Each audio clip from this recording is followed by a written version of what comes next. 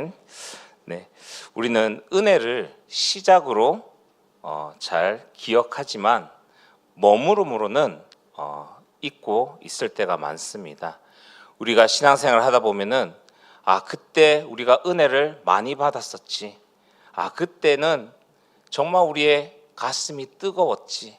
그때 내가 정말 전도하는 가운데, 선교하는 가운데에 마음을 담고 뜨겁게 나아갔었지라고 이야기합니다.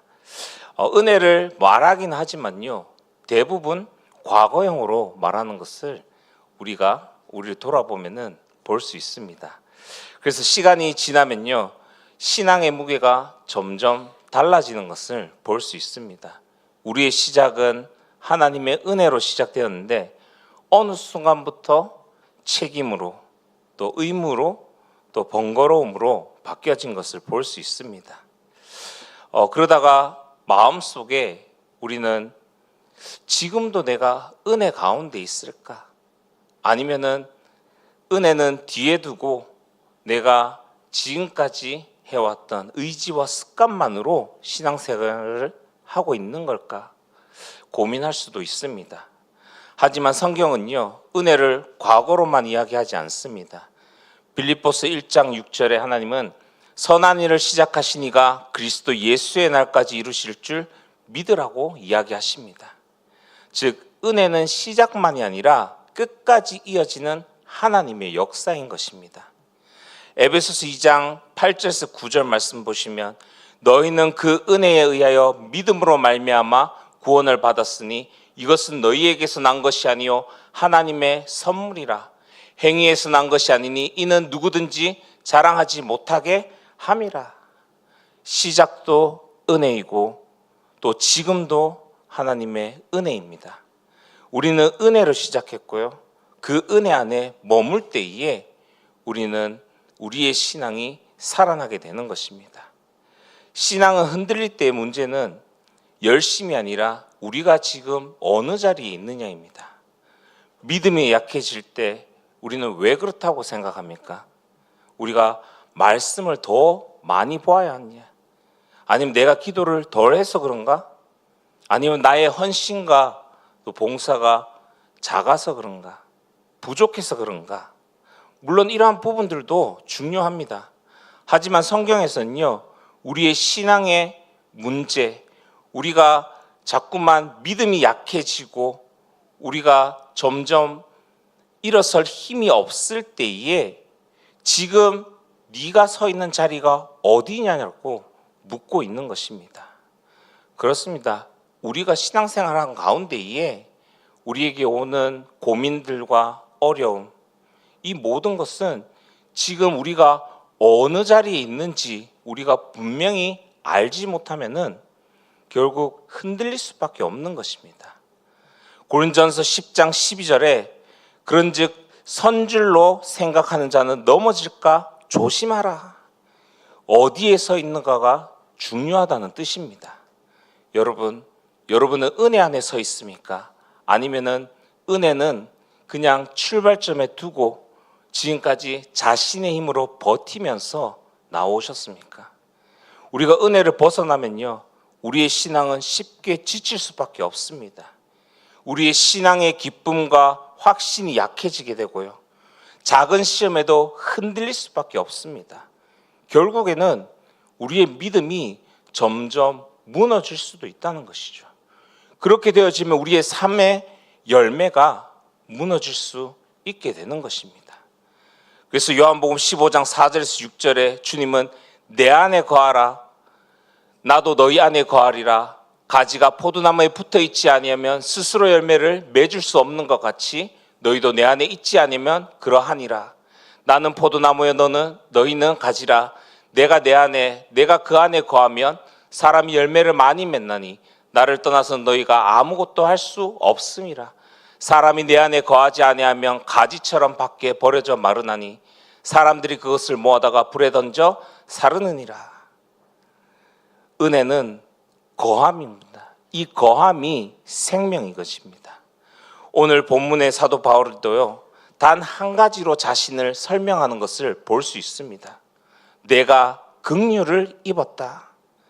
나의 열심이나 결단이 아니라 끝까지 오래 참으시며 붙드신 예수 그리스도의 은혜 때문이라고 바울은 고백하고 있습니다.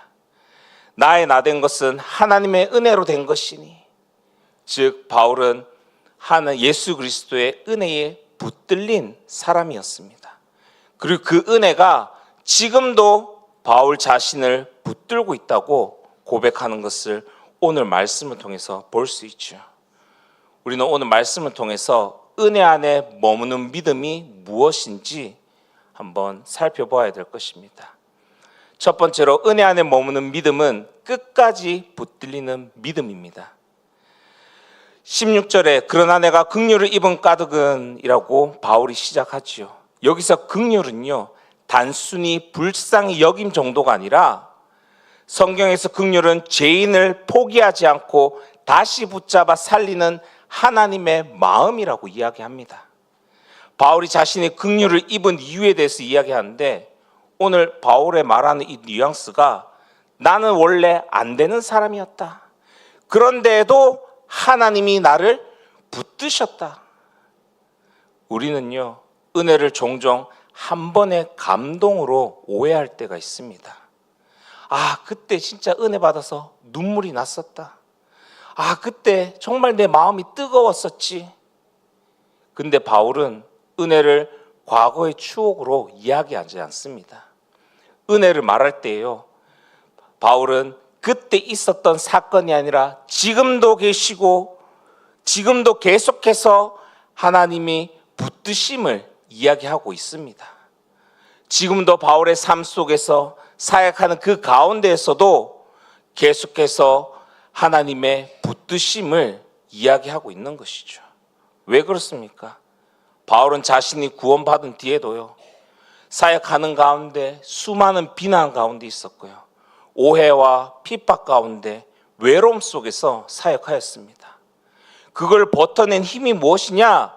내가 강하기 때문에, 내가 뛰어나기 때문이 아니라 긍휼, 곧 은혜가 계속 나를 붙들어 주시기 때문이다 라고 고백하고 있습니다.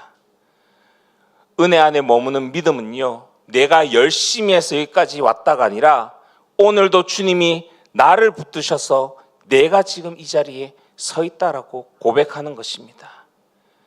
은혜를 예전에 한번 경험한 걸로만 말하지 마시고 오늘도 나를 붙들고 있는 현재의 은혜로 고백하셔야 됩니다. 여러분, 흔들리고 계십니까? 고민하고 계십니까? 제가 버틴 게 아니라 주님이 나를 붙드셨습니다. 그러니 오늘도 나를 붙들어 주십시오. 고백하시기 바랍니다. 오늘 바울이 본이 되는 이유를 예수님의 오래 참으심이 먼저 보였기 때문입니다. 예수 그리스도께서 내게 먼저 일체 오래 참으심을 보이사. 여기서 오래 참으심은 쉽게 말해 주님이 쉽게 포기하지 않으신다는 뜻을 이야기하고 있습니다. 우리는요, 사람들을 보면은 쉽게 실망합니다. 그 실망이 한 번, 두 번 반복되어지면요, 어느 순간 우리의 마음이, 그 사람을 향한 마음이 굳게 닫히게 되죠. 또 그러는 거야? 아, 자꾸만 그러네. 이제는 끝이다. 하지만 예수님은요, 바울에게 일체 오래 참으심을 보여주셨다고 이야기하고 있습니다. 바울이 어떤 사람이었습니까? 교회를 박해했고요, 성도들을 잡아 감옥에 넣었고 예수님을 대적하던 사람이었습니다. 그런데 이 바울을 예수님께서는 한 번에 바꿔놓으신 것처럼 보이지만 그 속에는 예수님의 길고 깊은 오래 참으심이 있었습니다. 오늘 이 말씀이 여러분의 큰 위로가 되기를 예수님 이름으로 소망합니다. 왜 그렇습니까? 하나님은요, 우리를 완벽해지면은 그때 받아주시겠다고 하시는 분이 아니십니다. 우리를 먼저 받아주시고 붙드셔서 회개로 이끄시며 변화시키는 분이십니다. 그 하나님이 지금도 여러분들과 함께 계시면서요, 여러분들을 붙들고 인도하여 나가고 계신다는 겁니다. 그렇기 때문에 바울이 본이 된다는 말은 나처럼 훌륭해져라, 나처럼 이렇게 사역하고 나처럼 되어라가 아니라 예수님의 오래 참으심이 죄인을 어떻게 붙들어 변화시킨지 나를 통해서 너네들이 보아라 라고 이야기하는 것입니다. 복음의 본질은요, 내가 대단해지는 것이 아닙니다.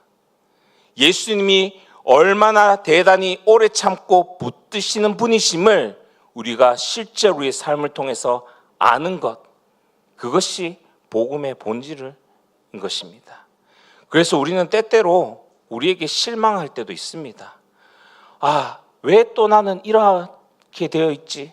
왜 또 나는 이 모양이지?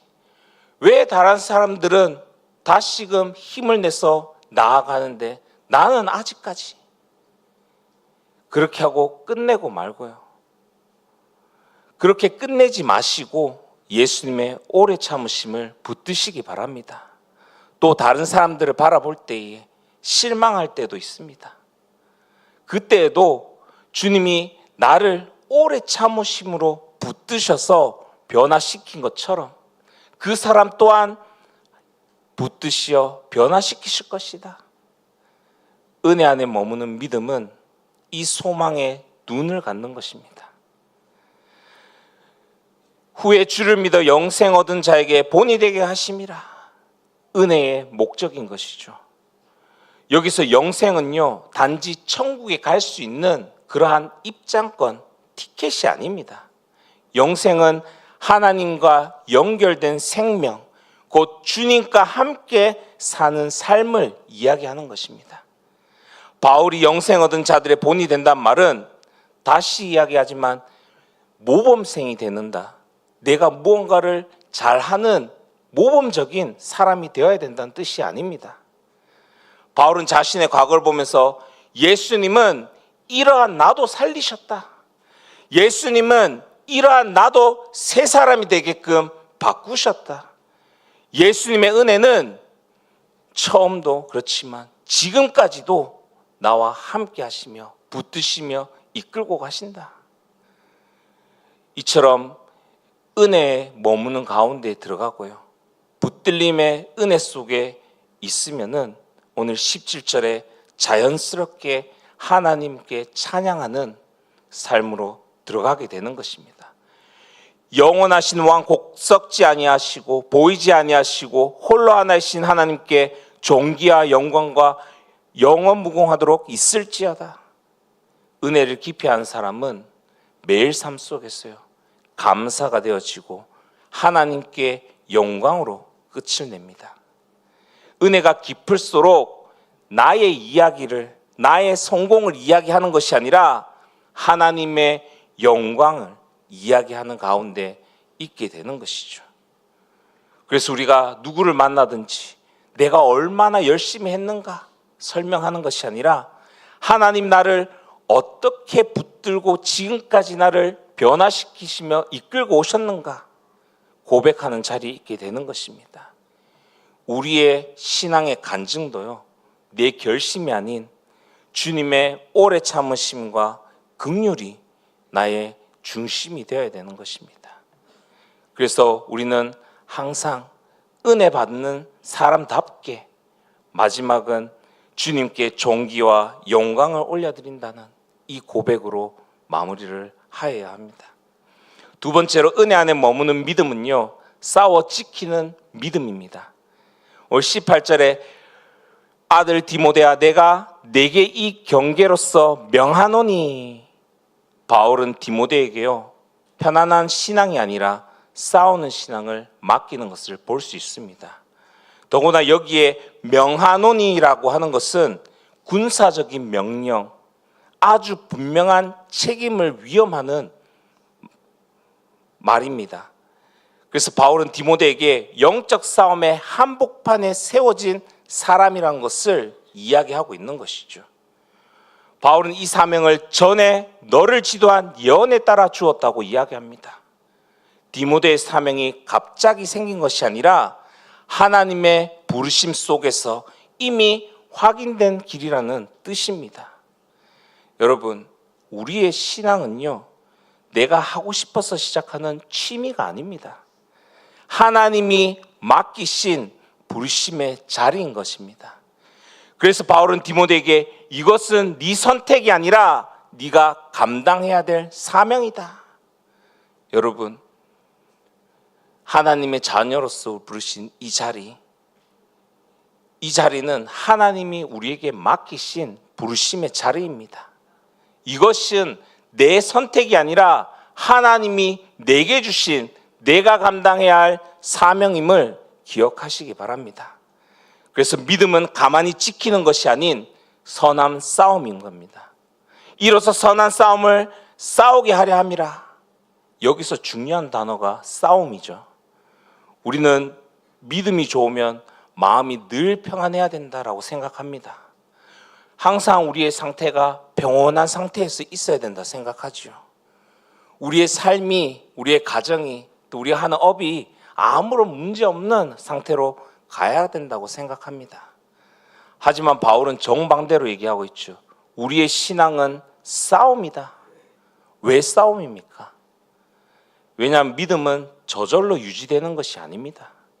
가만히 두면요, 점점 약해지게 되고요, 외부와 내부가 끊임없이 공격을 받기 때문입니다.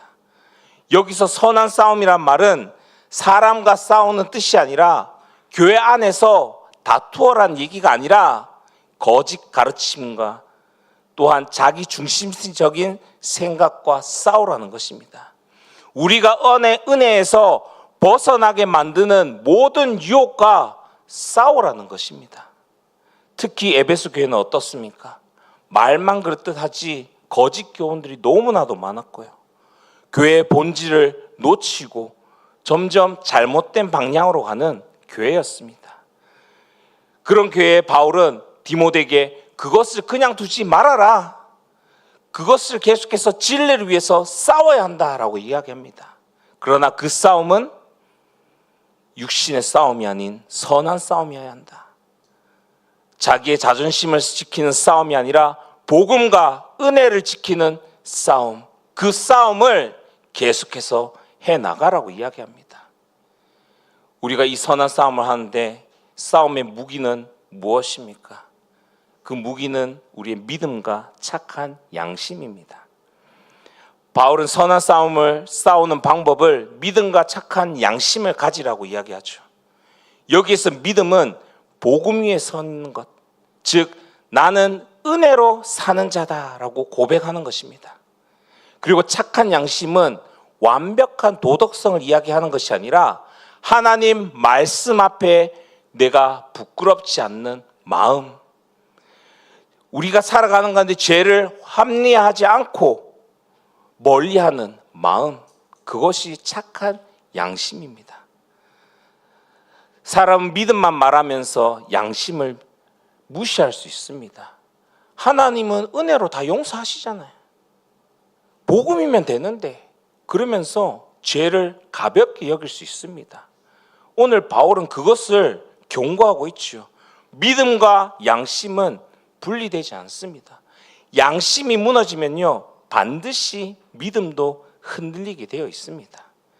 그래서 은혜 안에 머무는 믿음은 어차피 은혜니까 괜찮아, 구원받았으니까, 하나님의 자녀니까, 복음이니까 괜찮아가 아니라 하나님의 은혜로 내가 지금 여기 있기에 더욱더 조심하는, 더욱더 주의하는 삶을 살아가는 것입니다. 우리의 신앙을 편한 상태로 유지하려고 하지 마시고요, 지켜야 할 싸움이 있다는 사실을 인정하시고 믿음과 착한 양심을 가지고 싸우는 가운데 들어가시기 바랍니다. 말씀과 은혜에서 벗어나게 만드는 생각들과 우리는 분명히 싸워야 되는 것입니다. 복음을 지키기 위해 싸워야 하는 것, 그리고 믿음을 말할수록 삶의 자리에서 우리는 양심을 함께 지켜나가야 됩니다. 작은 죄를 가볍게 여기지 말고 말씀 앞에서 여러분 스스로를 점검하면서 나아가야 되는 것이죠. 세 번째로 은혜를 떠난 믿음은 파선이 되고, 은혜 안에 머무는 믿음은 경고 속에서도 살 길을 찾게 됩니다. 19절에 어떤 이들은 이 양심을 버렸고 그 믿음에 관하여는 파선하였느니라. 믿음은 가만히 두면 무너질 수 있고요, 파선이 될 수 있음을 이야기하는 것이죠. 여기서 버렸다는 말은요, 실수로 놓쳤다는 뜻이 아닙니다. 의식적으로 외면했다, 내가 알면서도 그것을 밀어냈다는 의미인 것입니다. 또 파선이란 단어는 배가 폭풍을 만나면 깨어지는 그러한 장면을 떠올리게 하죠. 배가 한순간에 무너지는 경우도 있지만, 대부분 파선은요, 작은 균열을 무시하고 또 경고를 대수롭지 않게 하고 아직 괜찮다면서 계속해서 나아가는, 결국에는 더 이상 회복할 수 없는 그 지점에 이를 때에 망가지게 되는 것입니다. 우리의 믿음도 그렇다는 것입니다. 믿음은 한번 구원받았다고 해서 믿음의 열매와 삶이 자동적으로 유지되어 가는 것이 아닙니다.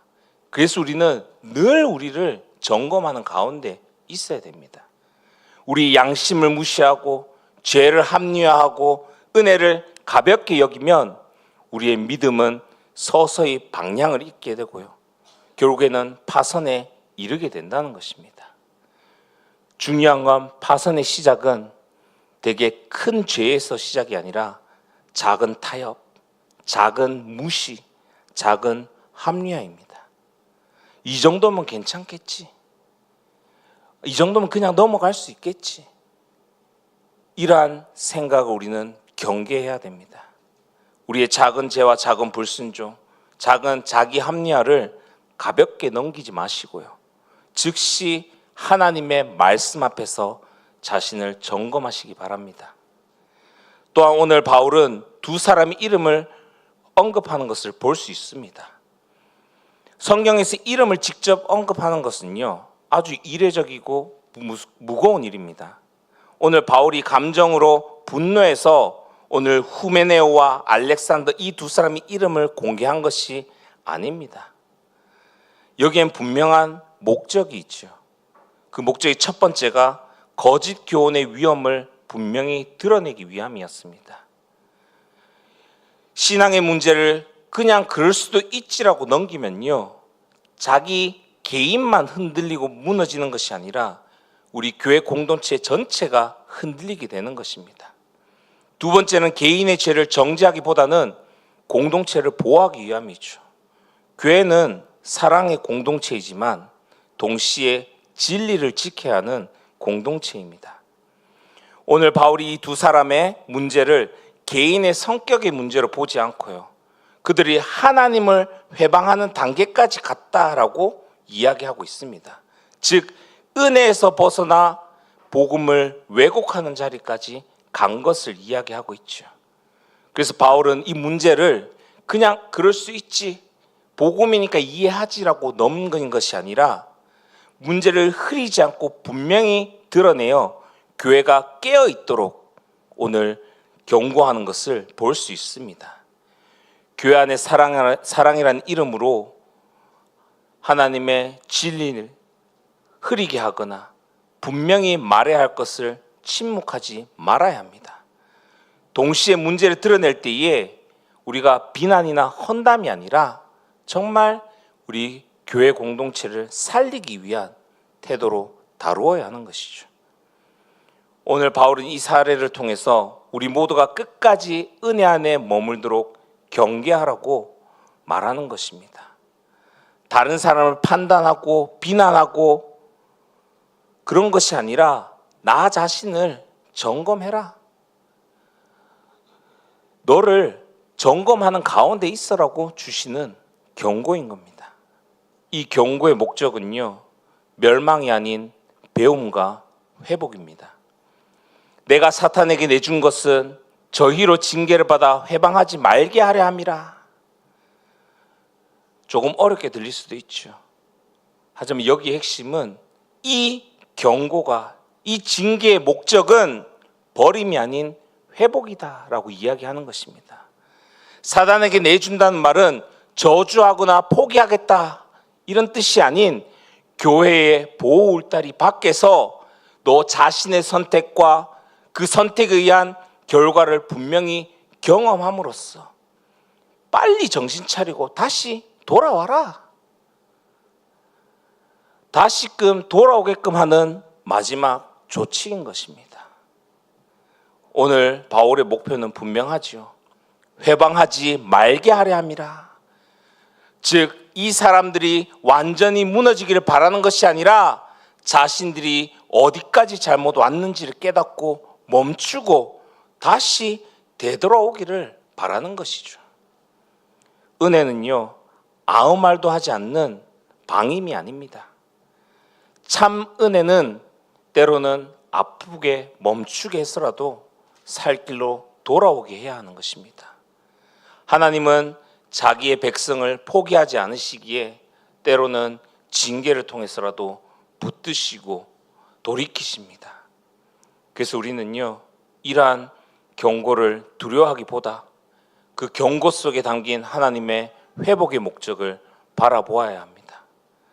또 다른 사람들이 넘어졌을 때에 저 사람은 끝이 났다라고 말한 것이 아니라 희망이 없다라고 하는 것이 아닌 주님이 아직 붙드시는구나. 그것을 우리는 볼 수 있어야 합니다. 그리고 우리 자신 또한 말씀이 우리의 마음을 찌르고 책망할 때에 도망가시지 말고 아프더라도 저를 살리는 쪽으로 주님 이끌어 주시옵소서 고백하시기 바랍니다. 결론입니다. 믿음은 한 번의 은혜가 아니라 은혜 안에 머무는 삶입니다. 믿음은 한 번의 은혜를 경험하고 끝나는 것이 아니라 은혜는 시작이지만 신앙은 그 은혜 안에 머무는 삶인 것입니다. 지금 여기까지 우리가 온 것은 우리가 잘해서 온 것이 아니라 긍휼과 오래 참음으로 끝까지 붙드시는 하나님의 은혜, 그 은혜가 우리를 놓지 않으셨기 때문에 우리가 지금까지 올 수 있었던 것입니다. 두 번째로 은혜 안에 머무는 믿음을 지켜야 할 싸움을 외면하지 마시기 바랍니다. 믿음에는 지켜야 할 싸움이 있습니다. 믿음과 착한 양심을 붙잡고요, 은혜에서 벗어나게 만드는 유혹과 분명히 싸워 나가야 되는 것입니다. 그래서 은혜 안에 머무는 믿음은 말씀 앞에서 자신을 계속 점검하는 믿음, 그래서 은혜를 벗어나게 만드는 모든 것들과 싸워 나가는 가운데 서야 될 것입니다. 세 번째로 하나님의 경고와 징계조차도 하나님은 회복의 도구로 사용하심을 기억하시기 바랍니다.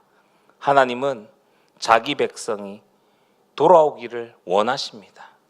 그 백성이 돌아오기 하기 위해서, 다시 살리기 위해서 때로는 멈추게 하시고요, 때로는 넘어진 가운데에서도 주님께서 바라보시며 붙들고 계십니다. 멈췄다 넘어졌다면 끝난 것이 아니라 아직도 하나님이 굳게 붙잡고 계신다는 증거임을 기억하시기 바랍니다.